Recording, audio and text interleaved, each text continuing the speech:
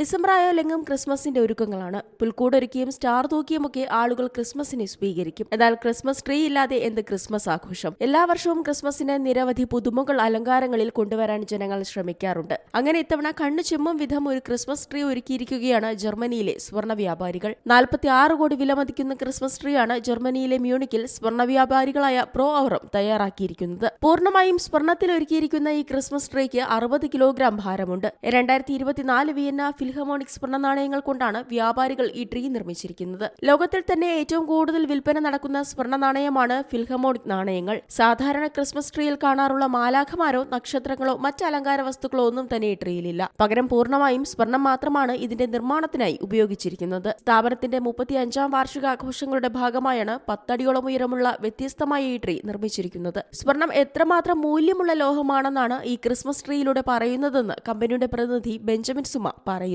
International desk Zee Malayalam news. പുതിയ വാർത്തകളും വിശേഷങ്ങളും ഇനി വിരൽ തുമ്പിൽ. എല്ലാ ഡിജിറ്റൽ പ്ലാറ്റ്ഫോമുകളിലും ഇപ്പോൾ സീ മലയാളം ന്യൂസ് ലഭ്യം.